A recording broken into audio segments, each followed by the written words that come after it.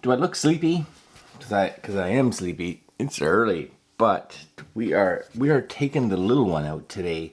Yeah, taking the little one out today to do back to school shopping. Yeah, that's exciting. But today, it's still the weekend. I get it, but we're doing some more news and Apple news, of course, but also a Microsoft tidbit for you fine folks. So some of the big ones that we saw, not that many actually, over the weekend that we kind of liked, was this one first on Mac Rumors, which we're always fond of rumors. And the iPhone 13, they got a cool little article here on 5 iPhone 13 features that you may have missed. So, not bad little tidbits of information, of course, if they're true. So just a brief overview of what the 5 are for those that are interested. Number 1, colors. A matte black and a bronze color option.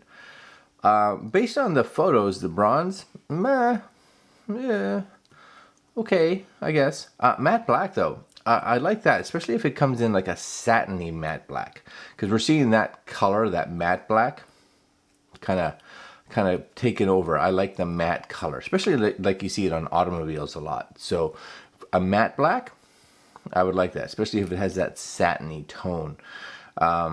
That bronze color, yeah, I guess, maybe, sure. Anti-fingerprint coating for stainless steel edges. Big deal?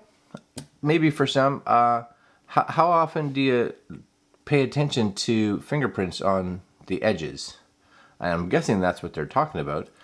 For me, never. Maybe you're different, right? For one, I have a case on mine, but I'd like to see them get more into anti-fingerprint on the actual, maybe the back. But how many of you actually use your phone without a case, and how many of you would actually be like, oh no, I definitely notice smudges on the outside of the edges. Cool, I guess. You know what? If they can make it anti-smudge, it's a starting point. I'm down with that. This one's kind of cool though. Built-in beam-forming microphone, and they talked about this was technology that's currently in the AirPods, and basically improves the quality of microphones on the iPhone, resulting in better calls and recordings. So if that were to come into the iPhone 13, hey, that's good. I'm down with that. Anything that makes call quality, audio quality better, yeah. This one too, I like this. Stronger MagSafe magnets. Now, I have like MagSafe wallets, and I use them on occasion. Basically, only if I need to take like 1 or 2 cards with me, I kind of slap it on there.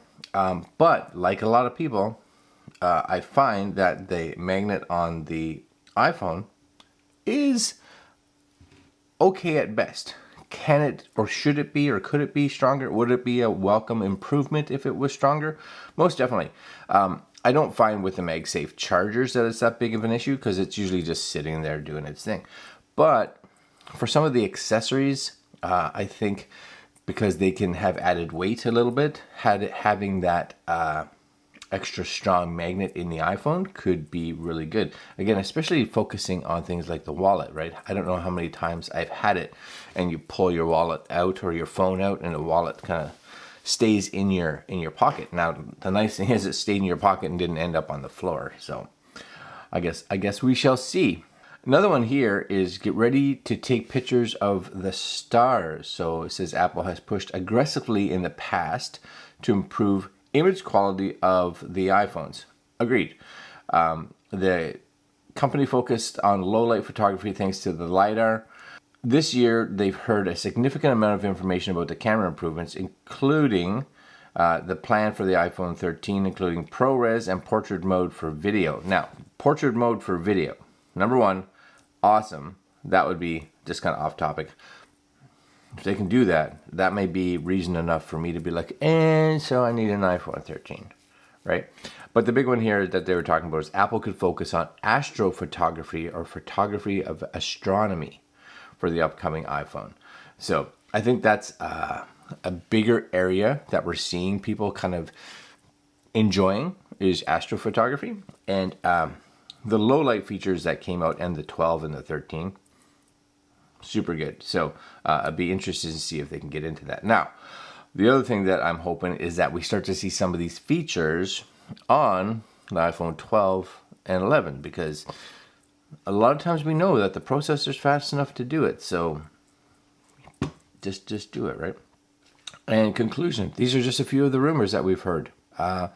It's getting close, right? It's getting close. I do think we will see some official announcement or an official invitation to a keynote soon, because September's not far at all. All right, what's next?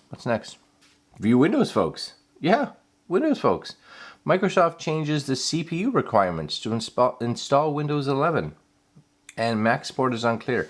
Talking about the Mac support first, and it really seems to have to deal with the security recommendation or the security features that the hardware has to implement to allow Windows 11 to install.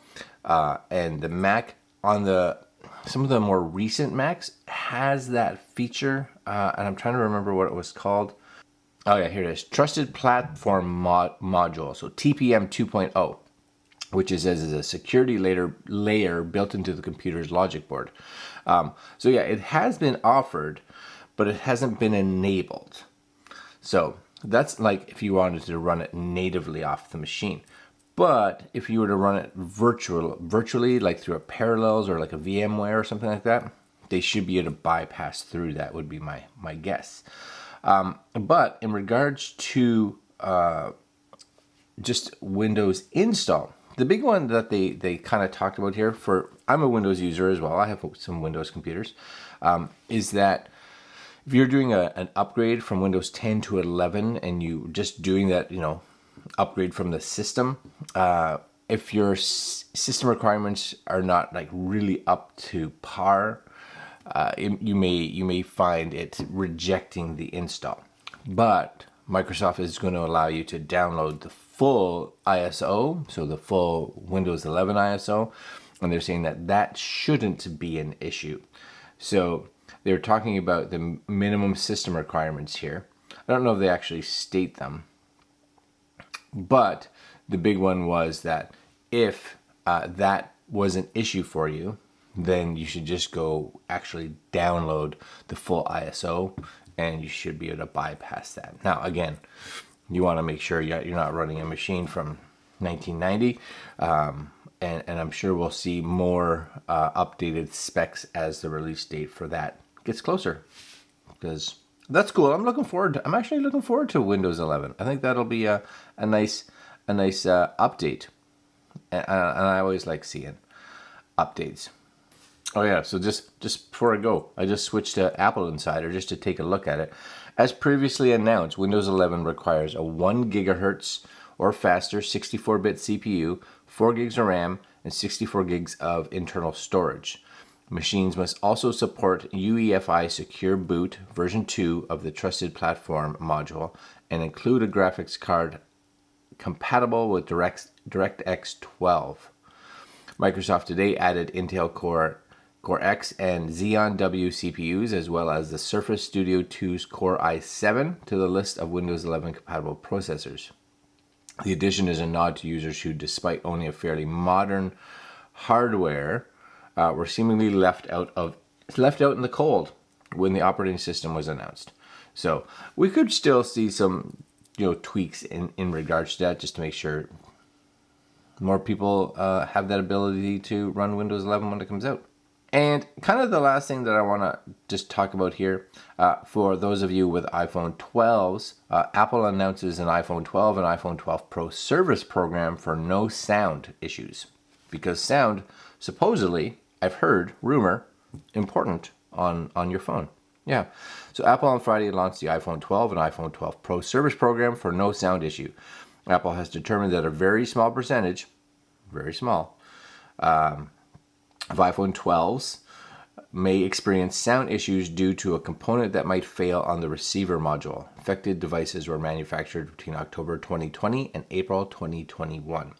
So if this is something that is happening to you, make sure you take your phone into an authorized Apple service center. It does say here, service process.